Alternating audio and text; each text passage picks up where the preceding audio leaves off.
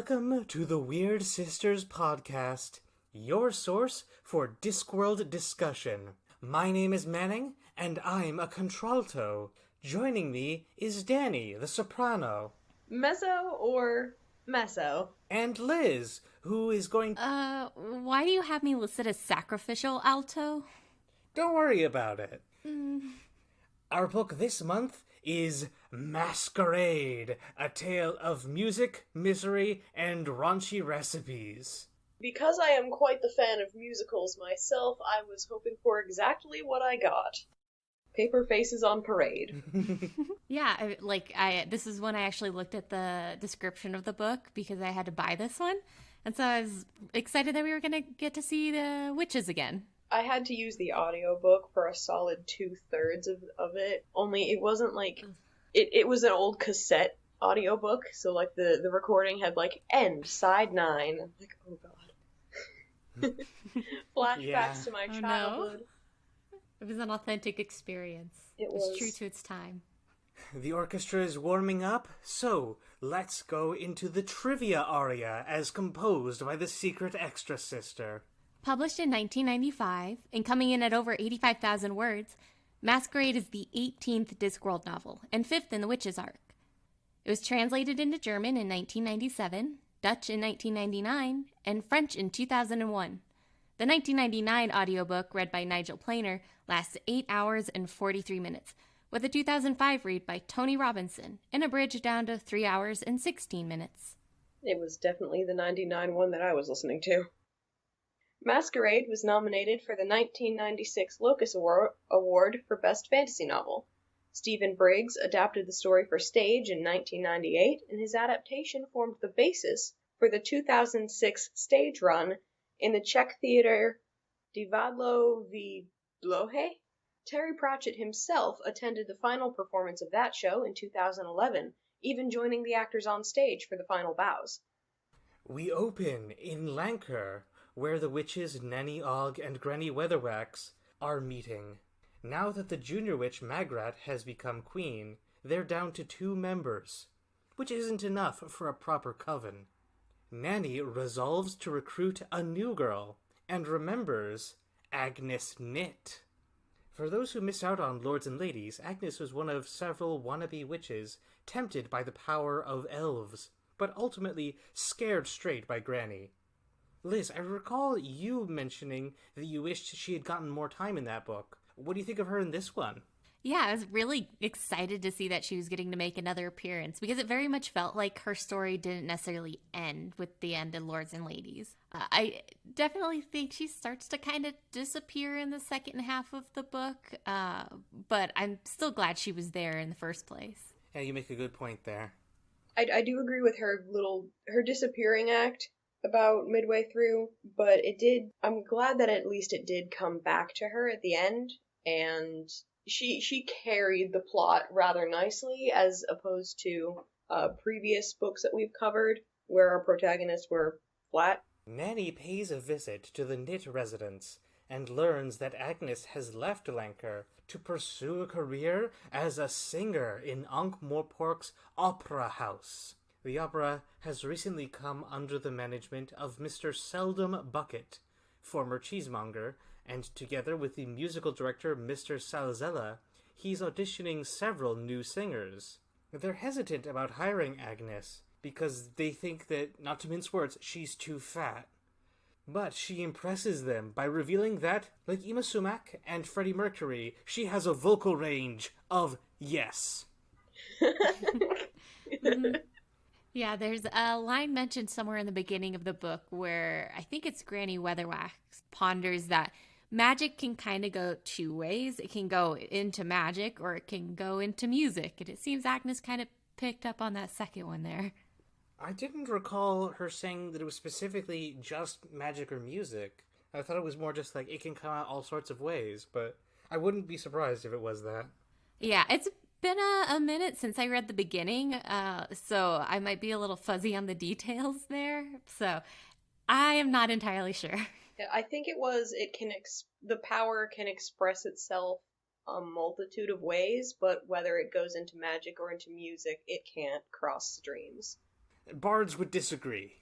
Agnes gets hired as a singer, as does Christine, a more conventionally attractive young lady with zero musical talent, but whose father loaned Mr. Bucket the money to buy the opera. Soon enough, Christine and Agnes are set up in adjoining rooms in the attic, and they get to know each other better. It would not be a Phantom of the Opera styled spin-off without a Christine. Although I wasn't expecting her to be the way she was. She's a different character archetype. I kind of thought Christine was going to end up playing a bigger part necessarily than she did. It kind of seems like she's not exactly this, but she's like akin to the sexy lamp character. I was thinking the same thing. Yeah, it's like she's just there in the background and to be pretty and to, like, Agnes to not like her. And I'm kind of bummed that they didn't, like, really explore that, like, Christine maybe has more nuance to her. Maybe she really likes being that way and she's not just, like, some ditzy pretty girl. It felt to me like that was her entire purpose, was to be, like, light and airy, and if she had been in Lords and Ladies, she would be immediately doomed. But if she is a parody of the sexy lamp character, which, for those who are unfamiliar with, is basically, can you replace this female character with a sexy lamp? If yes, rewrite her. And if she's a parody of that character, say it with me now, satire demands clarity of purpose and to be distinguishable from the thing it is satirizing. Yeah, when she came on stage, I was like, oh, great, she can, she seems like a sweet young lady. I hope she and Agnes can be friends. And then immediately it just kind of, oh. The text was, it was not very hard to, the text was very clear. Yeah. Back in Lancre, Granny Weatherwax is in a state of melancholy.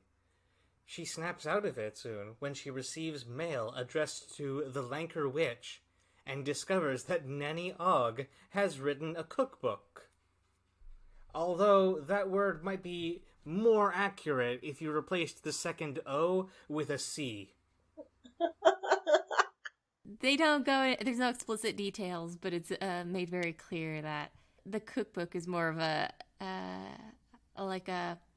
jaunt through Nanny's escapades of her youth. Recipes for disaster. As Nanny guiltily explains what she wrote, Granny does some math and realizes that the publisher has shortchanged Nanny for her book to the tune of about $3,000, which in Discworld's medieval fantasy economy is probably around $1 million. So, to get Nanny her money, and not at all to convince Agnes to come back and join their coven, the two witches take the coach down to Ankh-Morpork. And the narration reveals that, in fact, this had been Nanny Ogg's plan, a discreet way to get Granny Weatherwax out of the house, and on to another adventure. So would it be fair to say that this story develops Nanny Ogg's character a lot more than previous books? Yeah. Yeah, she definitely had a more active role this time around. She was a bit more comedy relief in previous installations in the Witches series. There was only the two of them. They didn't have that third to play off of, so she was forced in some ways to take action. And I think her differences compared to Granny really started to shine here, and I think the book explicitly acknowledges that. Nanny is really good about getting to know people, and I think that's one of her strengths as a witch and as a person. And I think this is a major part of the theme that runs throughout this story of the false persona and adopted identity, right? Because Nanny is as intelligent as Granny, and, like, as powerful as her as well, but doesn't show it the same way. And very much uses this whole personality of just, like, being very friendly, presenting herself as a little bit more inept than she actually is, as a way to not quite trick Granny into doing what's best for her being Granny, but to give Granny the excuse to do the right thing. And I think it really starts to show, like, why they are a good pair together. It's because they have the, like, strengths that the other person lacks. Back in Ankh-Morpork, it seems that the opera's been invaded by a ghost.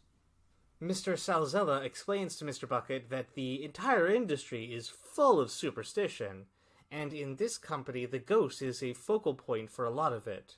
He also explains the company's dire finances as money being secondary to the artistry, which drives Mr. Bucket into a penny-pinching frenzy. Now, that conversation is interrupted by the arrival of Walter Plinge. Walter is the son of one of the staff members, Mrs. Plinge. Basically, he's grown up in the opera house and become sort of an odd job man. He also suffers from an unspecified mental disorder that has left him awkward and bumbling, but good-natured and helpful. That was a point in the audiobook where I had a hard time listening to it because Mr. Planer, I believe it was, adopted kind of a bumbling tone for him as well. You're kind of like stereotypical deep voice, like slow speech pattern, which was a little hard to listen to, but I had the copy of the book on my phone too, so that kind of made it a little better, but it wasn't the best choice, I think, even for 99. Other than that, though, I did like him. I liked him a lot. Yeah, Walter seems like really good-natured. He seems like he'd be like a really kind and nice person to see on like a daily basis if you were going to be working like in a place like the Opera House. So it's a little frustrating to see him be the like source of so much like vitriol as he is. I got more pity than vitriol, which is almost worse sometimes. Yeah, some of it just seems like really kind of mean-spirited, I guess. It definitely seems to be like in the minority, but there were some moments where I was just like, I wish I could do something. Well, what did they say? That they would send him out to fetch a bag of nail holes? Yeah. So I think the biggest shortcomings of this one in particular do revolve around Walter. Because he's so integral to the story itself, it kind of... I don't want to say it balances, because in doing so it falls into a few different cliches that aren't so savory, but that doesn't mean I didn't enjoy him as a character. Like, he seemed really just a sweet individual who got a lot worse than he deserved. Speaking of sweet individuals, late that night, Christine hears sounds and begs Agnes to switch rooms with her. When Agnes does, she hears a mysterious voice coming from behind the mirror, offering lessons in music and promising to make her a star. Agnes knows that this offer is intended for Christine, but accepts anyway, partly out of curiosity, but also because she wants that stardom. I guess I enjoyed the like flip-flop that Agnes only is like part of this like interaction, getting to hear the ghost speak, just because Christine like chickened out of the like mystery in front of her, which if it was Christine's story, she wouldn't have, but because it's Agnes's story, she just ends up there out of an event not necessarily within her control. The next morning, Mr. Bucket gets a note from the ghost requesting that Christine be the leading lady in the opera's next production. He and Mr. Salzella resolve to pull a Singing in the Rain and have Christine perform while Agnes does the actual singing. Agnes reluctantly agrees. Meanwhile, the staff rat catcher, Mr. Pounder, was talking about finding something in one of the cellars. But soon enough, he is discovered dead, murdered by the ghost. Mr. Pounder gets a death scene, but specifically one with the death of rats, as he is reincarnated into a rodent. It's possible that this is a reference to the 1989 film adaptation directed by Dwight Little, which features a rat catcher as the villain. This could also be a reference to the play The Mousetrap, which holds the record for the longest-running West End show, although the connection is largely in name. Otherwise, this is just kind of a weird digression from the musical theater theme. And an awesome cameo for the death of rats. Yeah.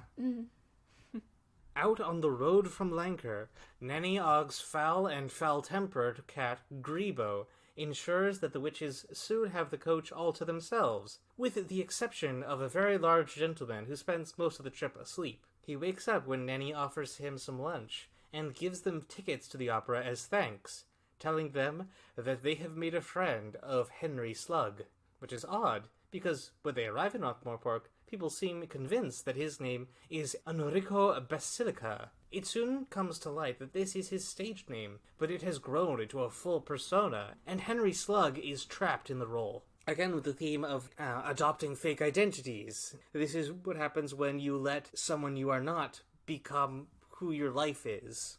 I have wondered if Mr. Basilica was meant to be a comparison to what Agnes could have become in this book. Almost assuredly. Yeah, trapped in a theater role that doesn't fit her at all. Whether it fits her or not, it's something that would be a net negative because it's inauthentic, right? Mm-hmm.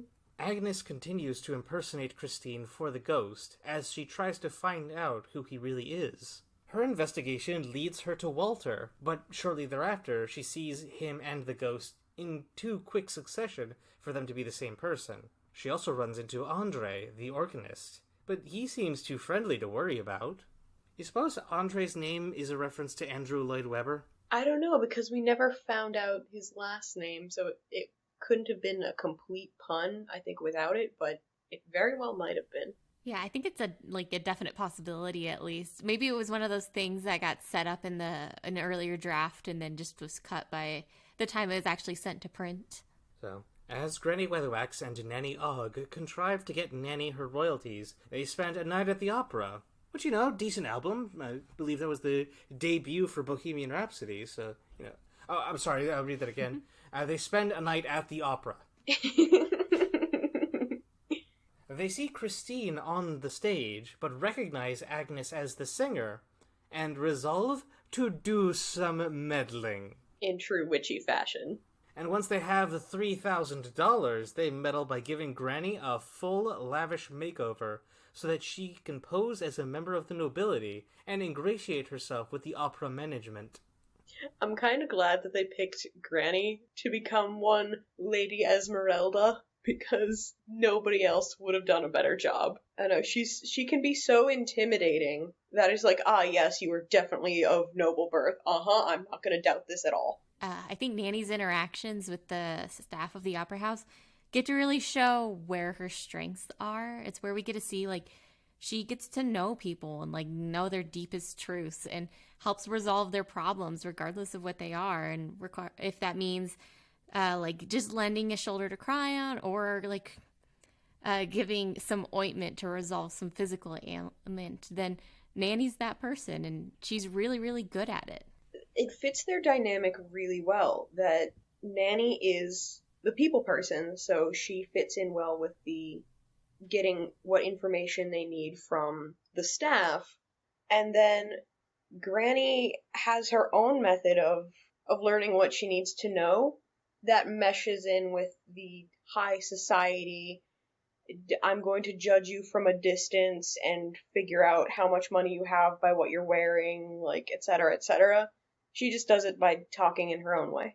Her question throughout the book of what would you take if your house was on fire, what would be the first thing you'd take from it? As somebody who really enjoys psychology on the side, that was a very good addition. Eventually, through promises to donate lots of Nanny's money, Granny secures herself a seat in the special box reserved for the ghost, bringing Grebo as her +1. We didn't talk about it much in Witches Abroad. The witches briefly turned Grebo into a human, and now he can occasionally take that form whenever the need arises. Devilish, debonair Grebo. That's not an alliteration, but he strikes again. I very much imagine him in the movie of the Witches series where Grebo turns into a person. I very much see him as Jason Momoa. Oh. Ooh. So that's my mental image whenever he comes up. I was getting more oddly enough, Captain Hook vibes, but any of the live action remakes of Peter Pan, but Captain Hook as he sees himself. That's certainly a description. I'm not sure I grok it, but I respect it. Mostly I think the feature that I'm taking from that is long, greasy, wavy, curly hair. And kind of a I'm gonna be a bad guy just because I can, and there's nothing you can do about it, only I'm not gonna do it in the way you think. But what did you think of the character? Very Pratchett did a pretty good job nailing the cat-like aspects of that. I find Grebo, he very much is in the story to serve a very specific purpose when he pops up. And it's to be the handsome distraction is kind of what it seems like. He's there to serve a very specific task. He's to be Granny's date and to chase after the ghost once he makes his appearance. And chase after him Grebo does. along the balcony, up to the roof, where Granny Weatherwax is waiting and unmasks him. A mob forms to pursue the ghost, so Granny gives the mask to Grebo and orders the human-shaped cat to lead them on a chase through the streets of Ankh-Morpork. Meanwhile, Nanny and Walter go to Walter's secret hideout down in the opera building's cellar. Since Walter has spent his entire life in the opera house, he's become deeply connected to the music and shows. Oh, not in a particularly magical way, he just cares a lot about them. And it's revealed that he/the ghost have spent years composing new musicals. The reference to Andrew Lloyd Webber's Cats is about as subtle as Cats itself. Yeah. I did like the other references, like the one about this guy named Les who's always really sad. 7 dwarves and 7 other dwarves. There was Guys and Trolls, which is Guys and Dolls. Hubside Story. I actually completely missed Hubside Story. That's fantastic. And, of course, he wrote one, basically just a self-insert fanfic. A ghost who has a secret cave below an opera house and writes music and stuff. Hey, I bet that one could become pretty popular. Perhaps. Back on the streets, Grebo is cornered and the mob begins to beat him, but he reverts to his cat form and slips away unnoticed. Which version of that play / adaptations of the play was that the ending for? I'm not certain. It's been a while. So, returning to the opera house, Granny finds Agnes, and together they investigate the manager's office. While Granny is looking through the accounts, the two of them are discovered by Andre, who reveals himself to be an undercover police officer, here investigating the series of accidents that have been happening for months, if not years. I think there's some really nice moments in about this area of the book where it really starts to show Agnes's growing witchy sense, where she can logic through something and understand something that may not be immediately obvious, which Granny and Nanny both are demonstrated to have explicitly.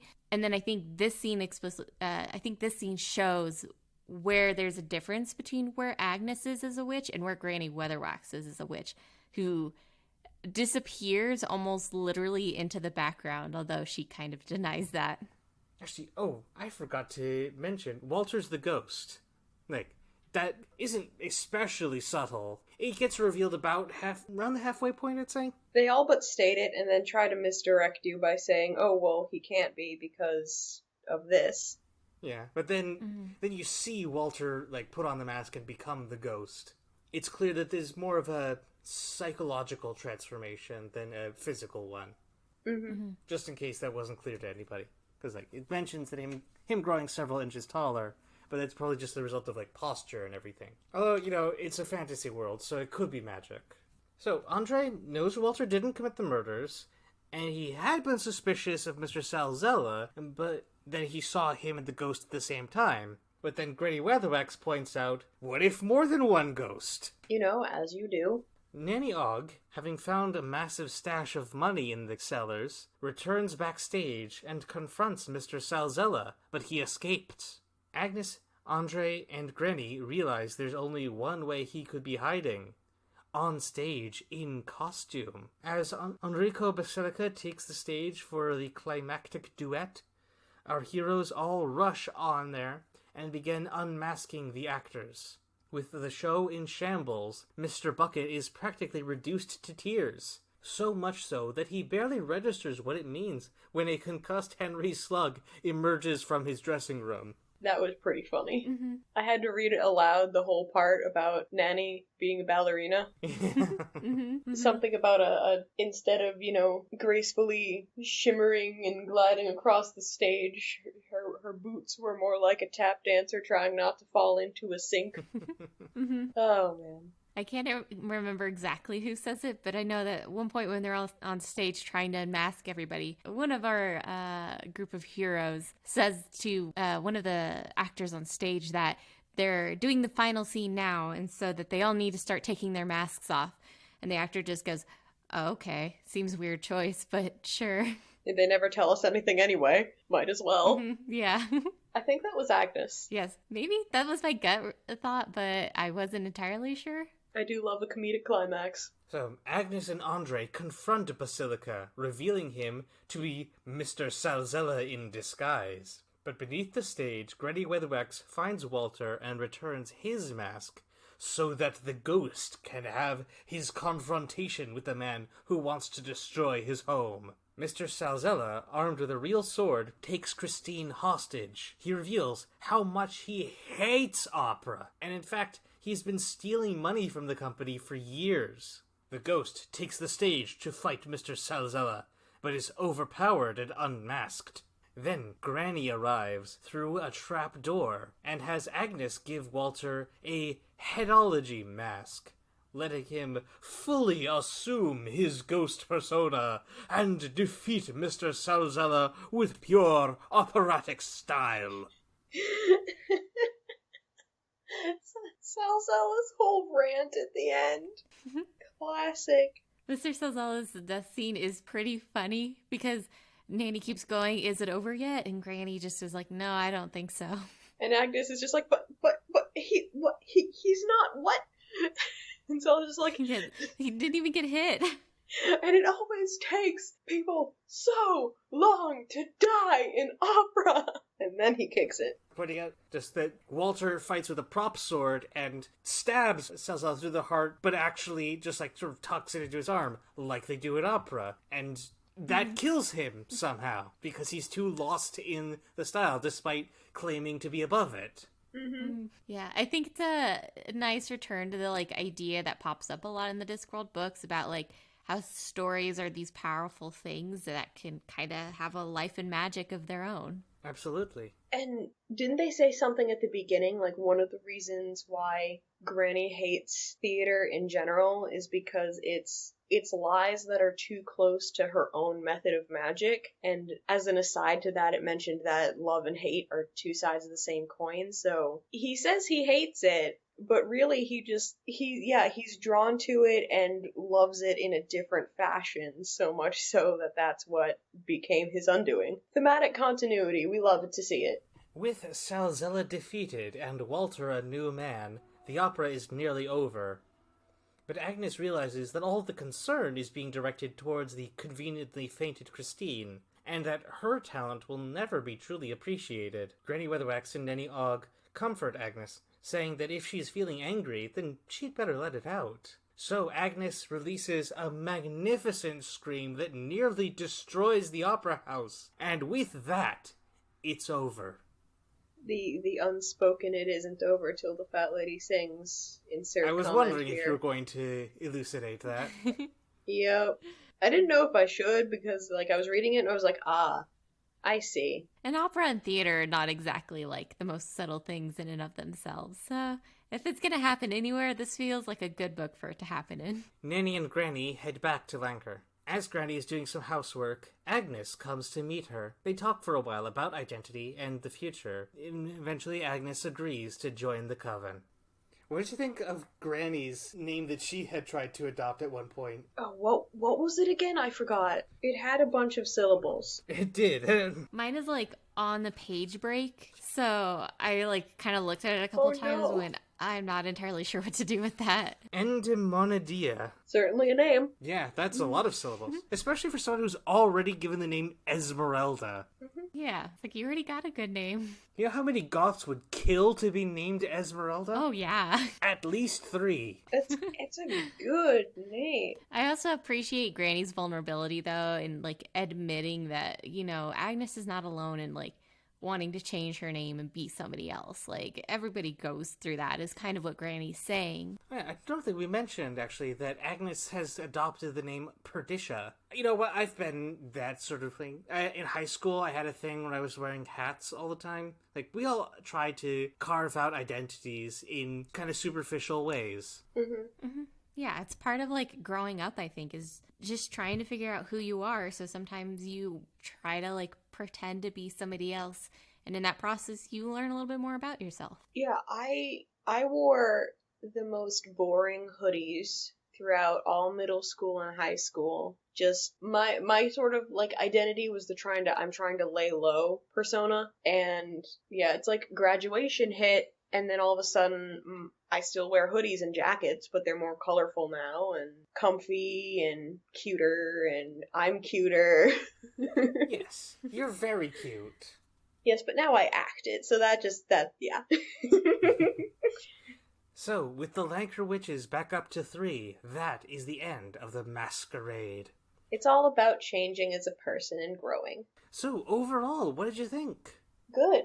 I thoroughly enjoyed this one. As with most things, there were a few spots, like I mentioned, with the audiobook that kind of took me out of it, but that didn't really detract from enjoying the story as a whole. Yeah, I really liked it. It felt like, I don't know, kind of a campier version, or I guess it kind of feels like a campier one, like, story in the Discworld, like, universe. It's very fun. It's got the drama of, like, opera and theater.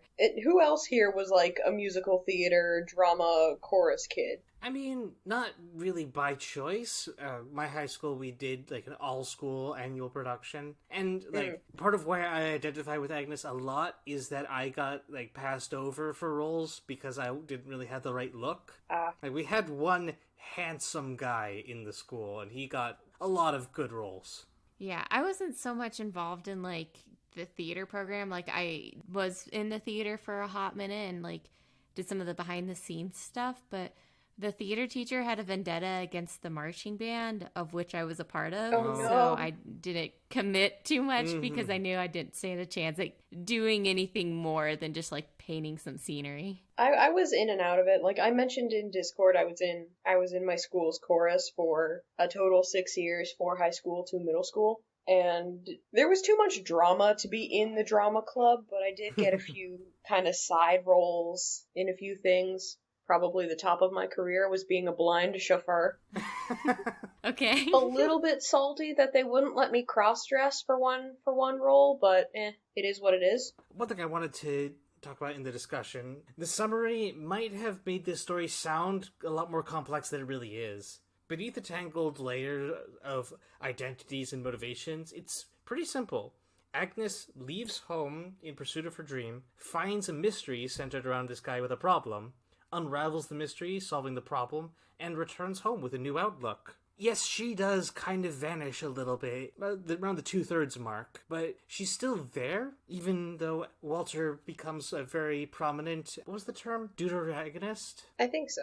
But yeah, it is pretty much her story, in a way that a lot of the books haven't been about a single person in a meaningful way. Yeah, it feels very much like kind of Agnes's like coming of age story and accepting her place in this world as a witch. And it is kind of tragic that she doesn't get her happy ending. Like, she doesn't get the recognition that she deserves. Which, unfortunately, is something that happens a lot, and it's made very clear in this series that this is not a fairy tale. Stories play a big role, but they're always there to be twisted in some way. They're always there to happen around the protagonists, usually, rather than to them. Doubly so for the witches. Nanny Ogg explicitly states it, that the people who make the endings don't get them. Yeah, and the last time the characters tried to insert themselves into the stories, that's when we got Witches Abroad. Yeah, well, like, that was a mark of the villain, really, is that Lilith was inserting herself into the world and forcing it to fit the narrative. Mm-hmm. And Magrat was also incredibly tempted to do the same. I'm really glad that Nanny and Granny encouraged Agnes to just be angry and let it out once, like, it's kind of clear she's not going to get the recognition she deserves. Because, I don't know, it just feels like a really honest admission, and it's like, there's nothing wrong with being angry, and it's healthier to be angry than to, like, hold it in and just, like, let it stew. Throughout Agnes's whole arc, you get this whole sense of it's not fair. And it really isn't, but at the same time, I feel like a lot of her arc was finding out what is good for her that she can be satisfied in doing, rather than saying like, okay, I can do this, so I should go do this, and then getting upset that it didn't work out.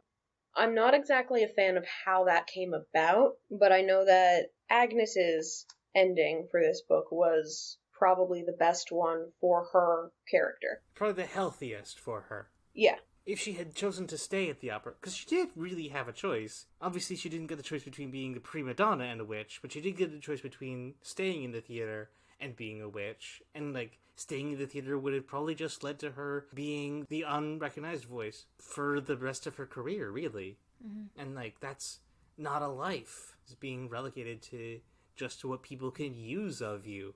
Mm-hmm. Mm-hmm. Danny, you might have more thoughts on this front, but while I personally am no great fan of opera, I suspect that the way it's portrayed in the story might come across as reductive to those who are. The criticism that the plots don't make sense is repeated almost verbatim about 3 times, which got a little wearisome. The whole thing about, like, the pantomime, the, like, pageantry of the costuming not quite matching what it's supposed to be. Like, we understand this whole concept of the magic circle, like the entering into the realm of the story just to accept what is presented. It's not necessarily a one-to-one representation, but just evoking what is supposed to be there, giving you enough to let your imagination fill in the blanks. And I have a whole theory about how having to put in a little bit of work actually enhances the experience of receiving a story. That's why I think books have so much recognition, because you have to, like, manually move your eye around the page and translate the words into language. Mm-hmm. And why I think games, like video games, I think have more potential as storytelling than movies do, because they demand the interaction, like constant interaction. Mm-hmm. I have gone on this tangent with many people many times, so it's a whole thing. Forgive me. But I think that ties into the, like, success of the opera is, like, that it leaves space that the audience has to fill in a little bit with imagination, and asking them to put just a touch of work in enhances the whole experience. And I think that that's not something that is meaningfully addressed in there. Yeah, there is definitely some substance to your theory. I've definitely seen it in regards to video games, especially, like you mentioned. But as far as opera, I'm more of a musical theater person myself. I do genuinely like the musical Cats, Jekyll and Hyde, those sorts of things. But I think the joke about opera being incomprehensible might have something to do with the fact that a lot of them are in other languages. And if I recall correctly, historically, there was a whole thing about opera goers having to bring along little books to read along with what's happening, to know what they're singing about and what's actually happening on stage. And that's, like, directly referenced in the story. We see from the perspective of one of the audience members him reading that book. The other Henry. I don't know if you two caught this, but apparently his mother, like, is the girl that Henry Slug left behind to become a singer. Huh. Yeah. I didn't actually catch that. Yeah, it's a blink and you'll miss it moment. Much like I didn't catch until I was reviewing the book for the podcast that there's a brief moment where Mr. Salzella waving the ghost's mask and saying it's Walter before Walter is, like, revealed to the public at large. And, like, that's a dead giveaway that he's actually the other ghost. Yeah, I think I missed that too. But now that I think back on it, though, it was, yeah, he did say that, but it was because we already knew it that we would have skipped over that. It's just an interesting little play on the audience's processing of information, right? Mm-hmm. Yeah, this happens a lot where just, like, very important things are, like, slipped in just so you can pretty easily pass over them. I don't know, maybe we're just bad readers, but I think it's a mark of Terry Pratchett's cleverness.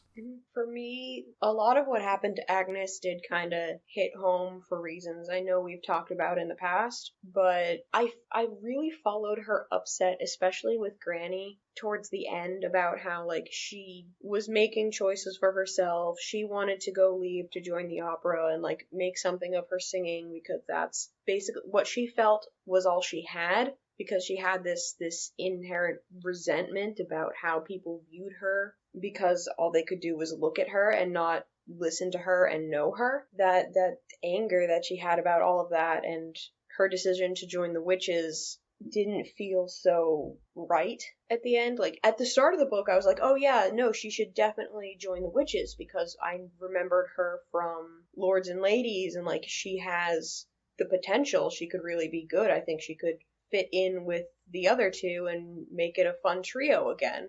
Also, I really missed Magrat. But by the time, like, she was in the opera house, I was like, especially when they would talk about how opera used to be, they kept bringing that up around Agnes about how it used to be and how, like, she was a decade or so too late for her figure to really matter in the opera world. That was just, one, a really low blow. I don't think they said that to her, but, like, yeah. They said it around her, and it was incredibly upsetting. She joined up. It gives you this hope almost that, you know, she'll be seen for the amazing singer that she is, and not just a person in the chorus who's helping Christine lip sync, basically. With all of that in mind, it was a real punch to the gut when Walter the Ghost, when he finally, like, put on his mask, went up to her and was like, yeah, I'm going to keep training her. Yes, I know you were the one I was teaching before. Yeah, you're really good, but you're not going to go anywhere, basically. Yeah, it really hurt. You felt that pain on her behalf. It made her yelling at the end pretty cathartic, yeah, but at the same time, it's like, did it really have to go there? Did it have to go that far? The point had been made throughout the whole book. The point I think I'm trying to make is that by the time she did get home and join up with the witches, it felt less like a you should do this and more of a there's no other option. And, like, I know she'll probably be a very good witch. I want to see her thrive, so I am hoping to see more of Agnes and change my feelings on this situation, but the way it came about was not very fun. I agree with all of your points, yes. Also, something I wanted to mention is that the discussion around Agnes's figure and everything, that's all people making assumptions about what the audience will want and accept, right? Yeah. Like, it's not the actual audience saying that at any point, projecting their own thoughts about these things onto the masses. And maybe they're correct, but you don't know that. And that really, I think, illustrates the whole thing about design by committee and just, like, executives and, like, trying to imagine what people will want rather than actually letting the art be art. I feel like it might have been a bit more palatable if they had told us a little bit more about what happened in the interim between the opera as we saw it in the book and that great and glorious past they talked about. I have a theory, actually, and I hope our listeners will forgive me for indulging a little bit of continuity wanking. As I say, as if we haven't been referencing other books throughout this whole episode. I think one important thing that might have happened in the interim is the events of moving pictures. Mm-hmm. Seeing glamorous people, like, up close like that, maybe trying to recapture that same spirit in the opera led to a focus on appearance. It's, like, pure speculation. I think that's a good theory, at least.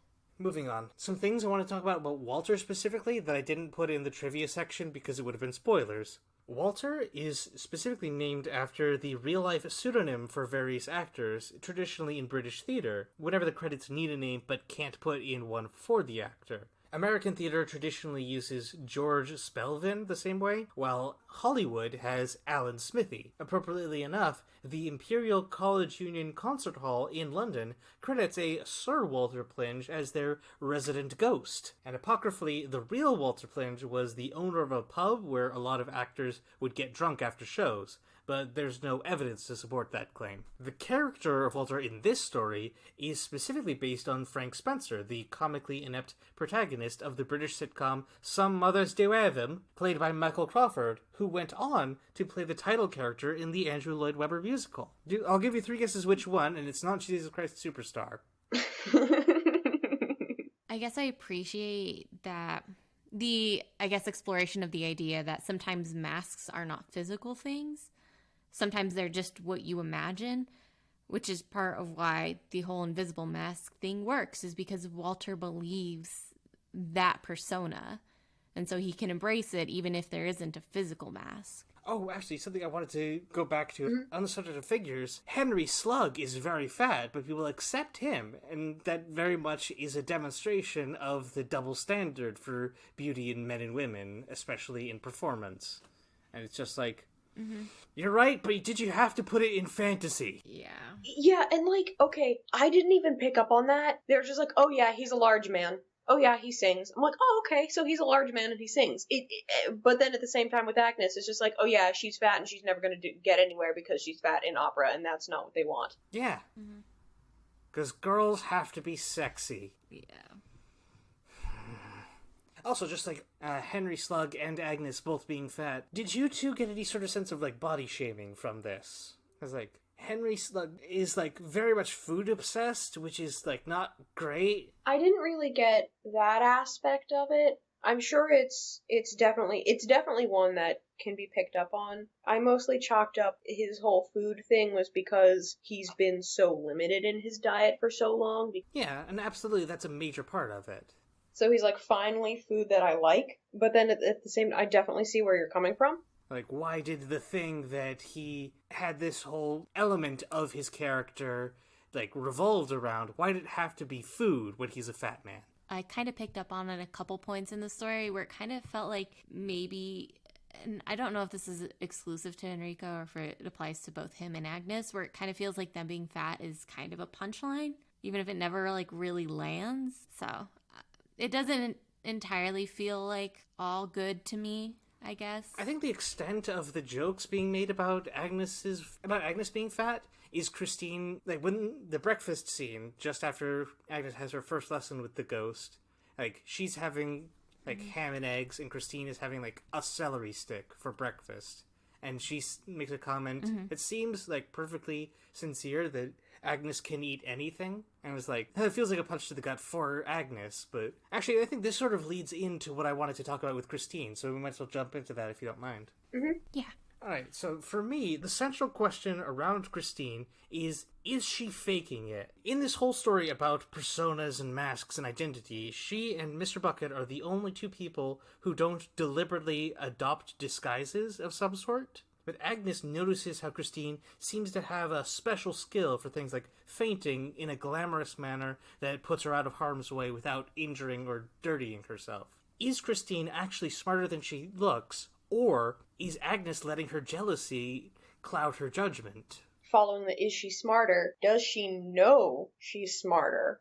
Or does it just come naturally, like, I think I should do this and so I will? Yeah, I was kind of hoping for some kind of like exploration of that, I guess, because I just kind of assumed that, like, yeah, Christine seems really shallow and maybe like she kind of wants to be that way and she's okay being that way, but she's choosing to do that and not that she just is unconsciously, you know?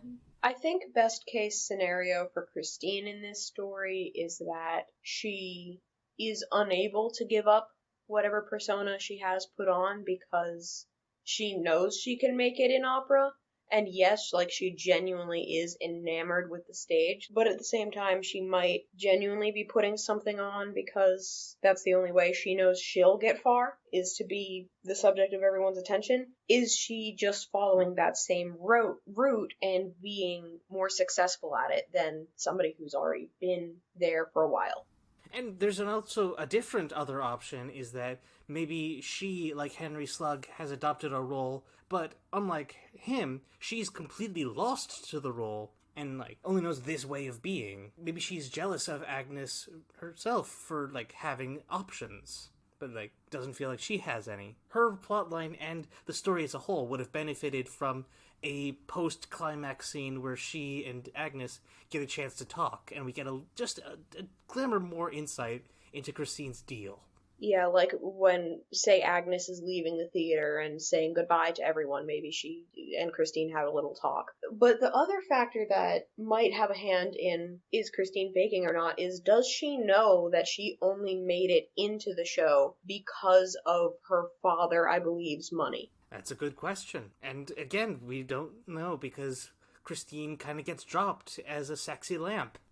There's a sort of subplot that I also wanted to talk about that didn't really fit into the main summary. Granny Weatherwax has a couple scenes where she does impressive feats. Early one is that she fixes a man's back problems through chiropractic. And then later on, when they're traveling from Lancre to Ankh-Morpork, she and Nenny Og are staying at a tavern, and the tavern owners ask her to cure their comatose son, but he's beyond medical help, so she stays up late and waiting for Death to arrive and challenges him to a card game for the boy's life. And Death, quote-unquote, loses.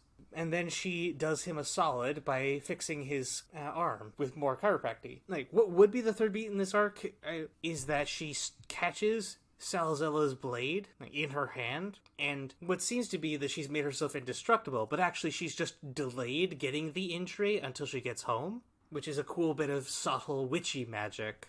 But I also kind of feel like a proper conclusion to the whole curing stuff, like chiropractic bit, would have been her snapping somebody's neck, or like showing somebody else how to do it, something like that. I definitely see where you're coming from, because it does kind of feel like it's a kind of a weird detail to like put as much attention on it as it gets in the book. But I guess it can kind of maybe just be summed up to it's a display of how like being a witch isn't necessarily like explicitly doing magic. It's a lot of, chiropractic and just some logic, It's about using the right tools for the job, and sometimes it's magic, and sometimes it's just medicine. Although chiropractic is apparently a pseudoscience, and it's not like a reliable medicine thing, which I learned while doing research for this. Huh, okay. It's not like recognized in any medical school, is like just what I'm saying. The more you know. It feels nice, though. So part of this is that Granny grumbles about how people expect magical solutions when there are practical explanations available, like how she could have had a piece of metal in her hand to block the sword. And it's also part of the story that reality doesn't have neat and tidy conclusions the way shows do. So the fact that the chiropractic bits don't really lead to anything is itself thematically relevant, but theme shouldn't get in the way of story. And that's like one of those things I think it's like worth at least exploring when you're talking about a book, because maybe it does make more sense to do it in a different way. Like if you were going to be writing this book, or maybe any other kind of media, and you never really get those answers unless you ask the question. All right. So we're coming up on the end, which means it's time for some thank yous to my co-hosts for joining me on the talking, to Willow Carter for our theme music, and to you for listening. If you enjoyed the show, I hope you'll come check out our Discord server where you can chat with us directly. We also have a Facebook page, a Twitter, and all the episodes also go up on my YouTube channel, just because it's what I had available. And, of course, if you'd like to support the show, please consider contributing to our Patreon, where for as little as $1 a month, you get access to rewards, including the show notes, previews of the edited episodes, and a chance at the Patreon patron shout-out. This month, it goes to Robin, who continues to be our small god. Yeah, thank you, Robin. Many thanks. I hope you'll all join us next time for Feet of Clay. Danny, would you be so kind as to hit us with the favorite footnote? Distillation of alcohol was illegal in Lancre. On the other hand, King Verence had long ago given up any idea of stopping a witch doing something she wanted to do, and so merely required Nanny Ogg to keep her still somewhere it wasn't obvious. She thoroughly approved of the prohibition, since this gave her an unchallenged market for her own product, known wherever men fell backwards into a ditch as suicider. Just get it, the cider? Ba-dum-tsh. That took me a while to get, so... It's a good one, though. Thank you all for joining us. Until next time, the The turtle turtle moves. moves.